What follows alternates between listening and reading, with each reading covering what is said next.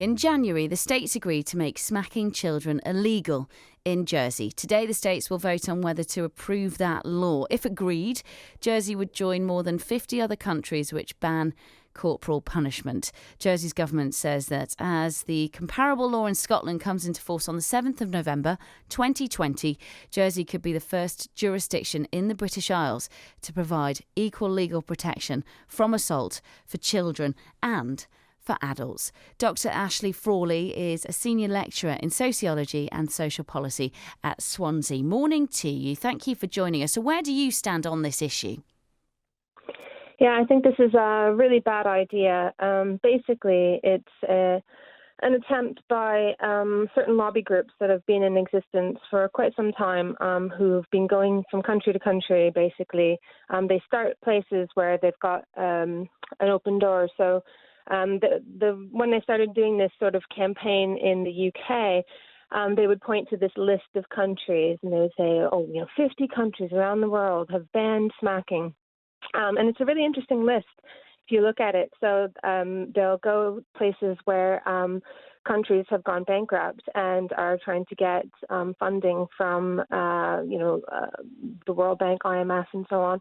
And part of the strings attached to the funding will be policy guidance. And so, for instance, in Togo, part of the policy guidance of the little package was UNICEF writing its children's code and outlawing smacking. And of course, in a country with like children's aids and things like that, it's like just symbolic, and most people in the country don't know about it. But the point is to add it to the list. So some places are doing this purely to fund, for funding reasons. Sorry, you cut out a little bit. Can you repeat that? So some places are signing up to this for funding reasons, for finance reasons. There's no country in the world that's signed up to this because of a democratic impulse. It is always against the people in the country. It's never been something that the people of the country have actually asked for. And this is the case in Scotland, this is the case in Wales, and this is the case in Jersey. It's basically part of a movement it's not about abuse, because abuse is already illegal. It's about changing parenting styles and using very, very strong coercion to do that. These people believe that, and they would take it as far as shouting at children, because like the kind of smacking that's being outlawed is very light smacking, because the law already protects against abuse. So only the lightest forms of smacking, purely for the purposes of discipline, are allowed. And they want to change that. So it's really just the brief sort of sadness that results from getting a smack, because it's very light and not very painful. What would you say to those people, though, who say, actually, if you're smacked as a child, those kind of instances can be a bit traumatic and they can stay with you on until adult life? Yeah, that's basically advocacy research that is completely historically and ethnographically illiterate. We've had a comment from a caller who says that this morning, and they believe that to be true. So what would you say to them? Well, that's an article of faith, because if you look around the world and throughout history, corporal punishment has been the norm. So what you're basically saying is that Western countries know best. They know exactly how to raise their children. They've just recently discovered it. And everyone else who uses corporal punishment is damaging their children, have damaged their children throughout history. And if that were the case, then we should expect to find in Western countries uniquely well-adjusted children, because our children are subject to far less corporal punishment than has ever been the case throughout history for the last 20, 30 years. And that's not the case. What you become as a human being is not down to a particular parenting practice. I mean, it's just absolutely ridiculous. We've expanded the definition of trauma. We've expanded so many things that are supposed to traumatize people, and it actually becomes a self-fulfilling prophecy. So why is it then that you think that this shouldn't be outlawed, shouldn't be banned? I think it undermines parental confidence. As a parent, like I've got a 3-year-old and an 18-month-old. As a parent, you really need to have confidence. You need to be sure of yourself. And what we're actually doing in Western countries is we're undermining parents' ability to parent their children in ways that they see fit.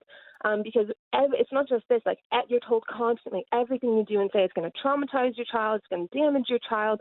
And so you're terrified. I mean, like my sister, for example, is like the perfect positive parent. Like she like reads all these books and so on. Her 9-year-old daughter almost accidentally broke her nose while having a tantrum because she couldn't be said no to. And I was talking to my sister about this, and she says, oh, we went to counseling and I read all these books and we have all these wonderful techniques. And basically what you have to do is make it so that what you want the child to do is coming from them than you. And I was like, yeah, of course you need like a PhD in child manipulation if you're trying to parent with no authority whatsoever. Do you think that a smack would have sorted that situation out?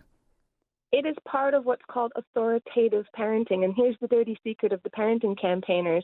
Authoritative parenting is well known as one of the most effective parenting styles. And authoritative parenting usually incorporates smacking as a backup method.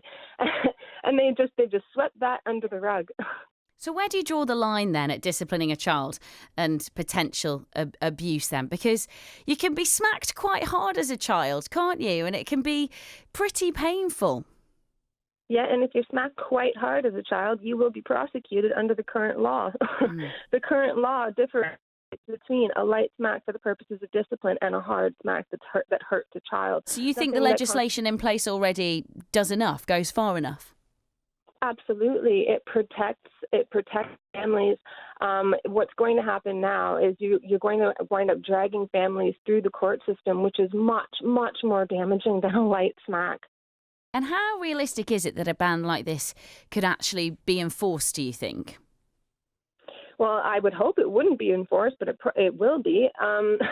In a lot of countries, they don't enforce it because the people there don't even know about it. I mean, it's just part of a campaign. They're just ticking boxes, one country after another, using, for example, in the European Union, they've used the European Commission to try and force countries to change the laws, and people don't even know about it.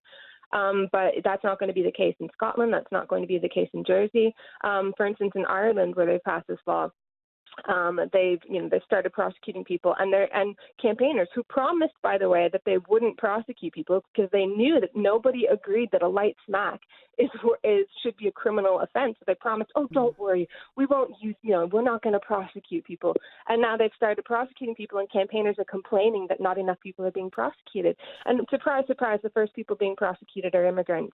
The people under the most surveillance. But isn't it right though? If somebody has crossed the line, if somebody's crossed the line and they've taken it too far when they've chosen to discipline their child in that way, shouldn't they be reprimanded for that? And when you say cross the line, you mean any smacking whatsoever? Well, I suppose. Well, how do you know, right? Because how do you know? How do you know whether or not the person's actually crossed the line? I'm talking about people who are being dragged before the courts. Does that mean that they actually did anything? We don't know. So in New Zealand, for example, 576 families were accused of smacking. But does that mean that they actually did? How do we know? Well, we have to talk to the neighbors, talk to the children, and the children are sort of bewildered and so on. And eventually, not a lot of people are actually sentenced. So think about that. Is it really worthwhile as a society to be dragging people through the courts? That's just on suspicion. People lose their jobs. Your kids get put on a risk register. When you're suspected of abusing a child, it is a very serious thing. And I don't think people, like I've talked to a lot of these children's campaigners, they've not thought this through. This is symbolic politics. They want to send a message. They want to send a message with the law, with people's lives. You want to send a message democratically. We live in a democratic society. Try to convince people, bring them on side. They have not done that. In fact, they don't think they can, which is why they try to use the law to, quote unquote, send a message. Thank you for your time this morning. That was Dr Ashley Frawley there, a senior lecturer in sociology and social policy at the University of Swansea. Today, the states will vote on whether to approve a law which would make smacking children in Jersey illegal.